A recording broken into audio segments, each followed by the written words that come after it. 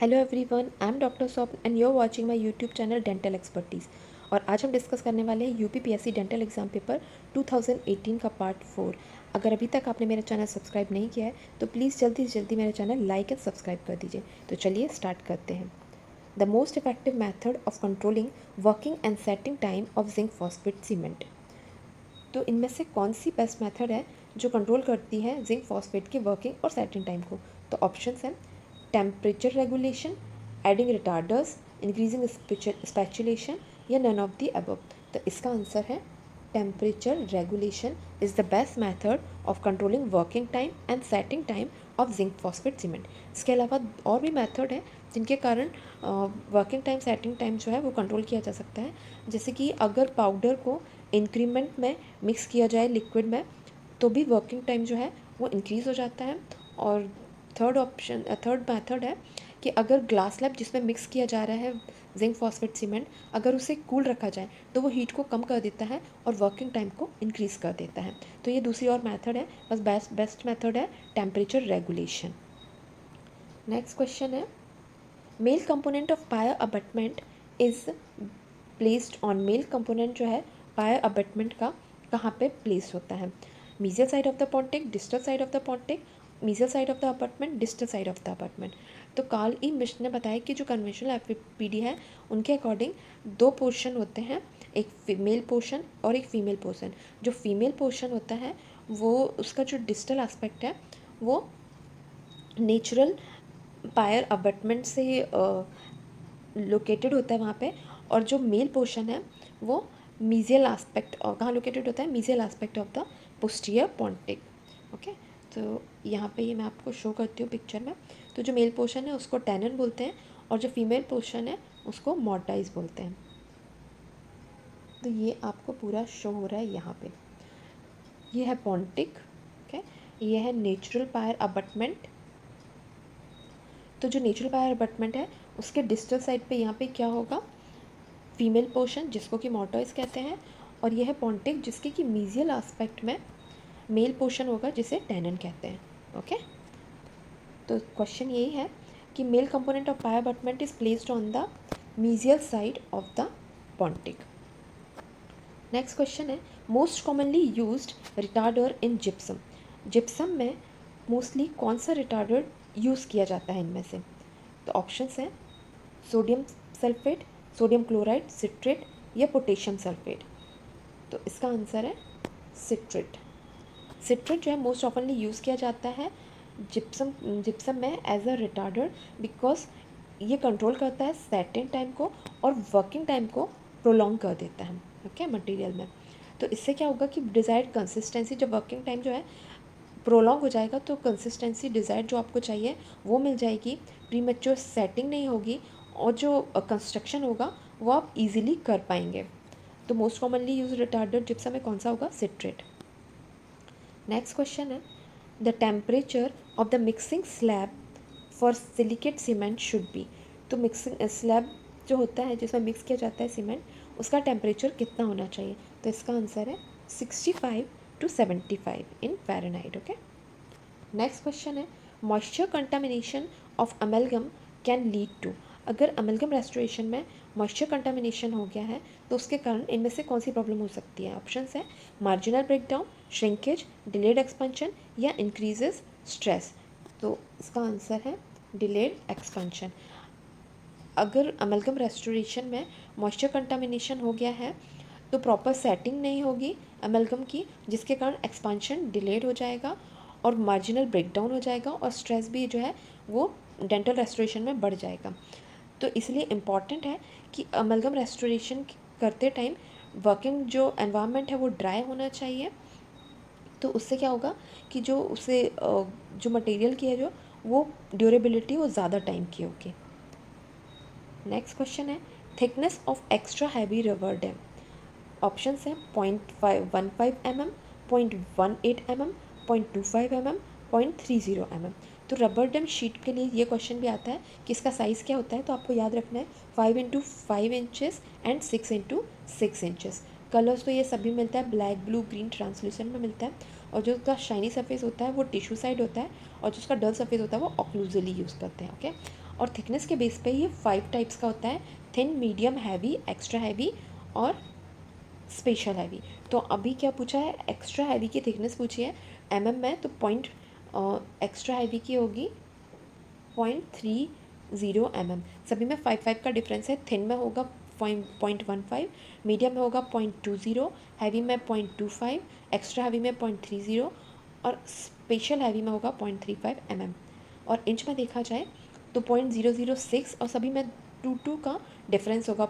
Next में होगा 0.008, ऐसे 2 का आप डिफरेंस होगा। ओके, इंच में अगर होगा तो thickness of extra heavy rubber dam कितना होगा, 0.30 नेक्स्ट क्वेश्चन है, which type of nerve fibres first get sensitised by inflammation of the pulp.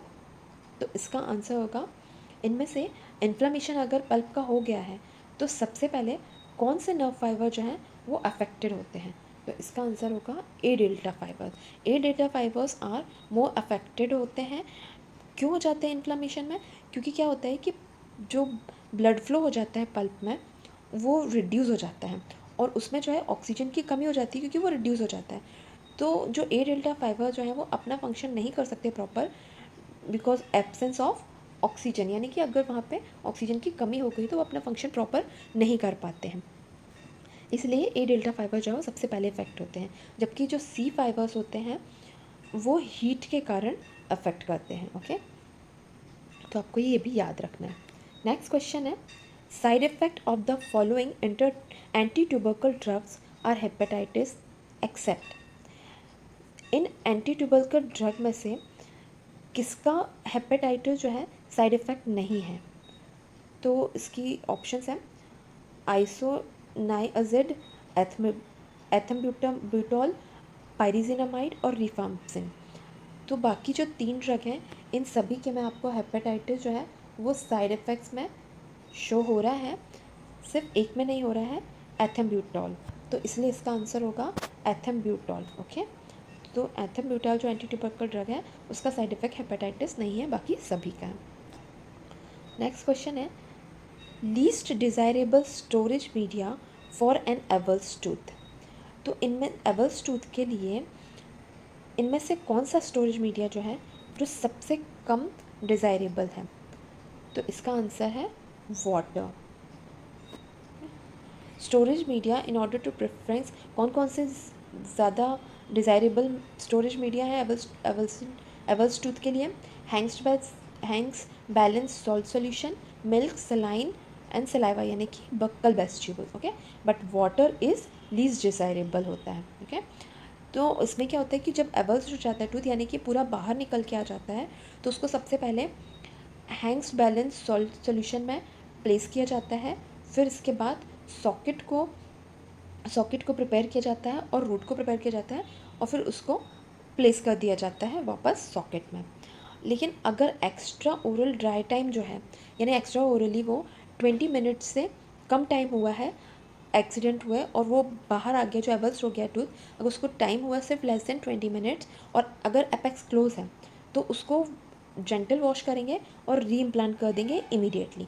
लेकिन अगर 20 मिनट से कम टाइम हुआ है लेकिन एपेक्स ओपन है तो सबसे पहले उसको क्या करेंगे, 20 mg सलाइन लेंगे और उसको उसमें 1 mg डॉक्सी सलाइन मिलाएंगे और 5 मिनट्स के लिए उसमें सोक करेंगे टूथ को और उसके बाद फिर उसको रीप्लांट करेंगे। अगर extra oral time 20 to 60 minute का हो चुका है तो फिर उसको टूथ को सोक करेंगे हैंग्स बैलेंस्ड सॉल्ट सॉल्यूशन में 30 मिनट के लिए और फिर रीप्लांट कर देंगे। और अगर extra oral dry time 60 minute से ज़्यादा का हो चुका है तो सबसे पहले उसको सिट्रिक एसिड में सोक करेंगे, देन 22% स्टेनस फ्लोराइड में सोक करेंगे, देन डॉक्सीसाइक्लिन में और उसके बाद फिर रीप्लांट करेंगे। तो ये आपको ये याद रखना है क्योंकि ये भी आ सकता है कभी कभी। तो least desirable storage media for an avulsed tooth क्या होगा, water. In class 2 cavity for amalgam gingival seat clear adjacent tooth कितना होना चाहिए। तो ऑप्शन है 0.5 mm, 0.8 mm, 1 mm और 1.5 mm। तो ये मैं आपको सब कुछ शो करती हूँ। ये होता है स्थमस, जो डार्क पिंक है ये जो मैंने अभी ग्रीन कर दिया है वो है जिंजाइवल सीड, तो जिंजाइवल सीट के बाद जो ये एडजेसेंट टूथ शो हो रहा है, उन दोनों के बीच का जो गैप है, यानी कितना होना चाहिए क्लियरेंस, तो ये पूछा गया। तो इसका आंसर होगा 0.5 mm। दोनों के बीच का जो क्लियरेंस है वो कितना होना चाहिए, 0.5 mm। नेक्स्ट क्वेश्चन है, craze lines are. Craze lines क्या होती हैं? तो क्रेज लाइंस जो है ये सुपरफिशियल वर्टिकल लाइंस होती हैं जो कि एनामल में दिखाई देती हैं। ये ग्रेइश कलर की होती है, येलोइश कलर की होती है, और जैसे जैसे एज बढ़ती जाती है ये ज़्यादा शो होने लगती हैं। तो ये कहाँ दिखाई देती है? Cracks in enamel only. Okay, next question है, vertical root fracture is best detected in. Option है CBCT, IUPA x-ray, occlusal x-ray या बाइट विंग एक्सरे। तो इसका आंसर है CBCT। CBCT scan revealed a high accuracy and diagnosis of vertical root fracture। और जो accuracy है वो बिल्कुल कम नहीं होती है अगर गट्टा पर्चा फिलिंग हो उसके बाद भी। तो CBCT होता क्या है? CBCT होता है cone beam computed tomography system होता है। इसमें क्या होता है, ये it is used by dental professionals.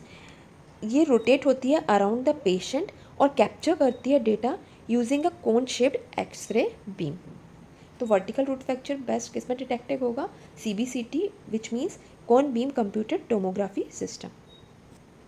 Next question है, one canal leaving the chamber and divided into two separate canal and distinct canal is.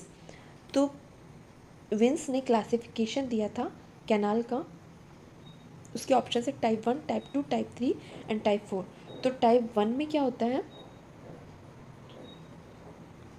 यह टाइप 1। टाइप 1 में क्या होता है, सिंगल कैनाल होती है जो कि पल्प चैम्बर से सीधा अपेक्स तक जाती है। ओके, तो टाइप 2 में क्या होता है, टू कैनाल्स होती हैं पल्प चैम्बर से, वो यह यहाँ तक होता है पल्प चैम्बर। पल्प चैम्बर के बाद से ही वो दो में डिवाइड हो जाती है और फिर थोड़ी देर बाद वो अपेक्स तक फिर एक साथ जाके मिलती है। ओके, टाइप 3 में क्या होता है, पल्प चैम्बर के बाद से वो सेपरेटली हो जाती है और फिर सेपरेटली मतलब उनका डिफरेंट एपेक्स होता है। टाइप 4 में क्या होता है कि वो पल्प चैम्बर से तो सिंगल कैनाल ही निकलती है, लेकिन कुछ दूर जाने के बाद फिर वो सेपरेट होती है। तो क्वेश्चन क्या है कि वन कैनाल लीविंग चैम्बर, जब पल्प चैम्बर जब वो लीव कर रही है, जब पल्प चैम्बर लीव कर रही है तब तो सिंगल कैनाल है जो कि ये है ना, जो कि ये है, ये सिंगल है, और फिर इसके बाद वो सेपरेट हो रही है 2 में। तो इसका आंसर क्या होगा, टाइप 4। विंस क्लासिफिकेशन के अकॉर्डिंग इसका आंसर होगा one canal leaving the chamber and divided into two separate and distinct canal is type 4। Next question है, to probe the periodontal pocket depth the shank should be align with the long axis of the. Options है tooth surface, gingival surface, mesial gingival surface, horizontal at CEJ। तो इसका answer होगा, जो shank है ये होता है प्रोब, ये प्रोब का शैंक होता है, ये शैंक है should be align with the long axis of the tooth surface. तो इसका आंसर होगा टूथ सरफेस के अलॉन्ग होगा इसका। Okay, shank. The basic difference between the periodontal abscess and the gingival abscess. तो basic difference between the periodontal abscess and gingival abscess क्या होगा, location and history. Okay, तो लोकेशन एंड हिस्ट्री होगा।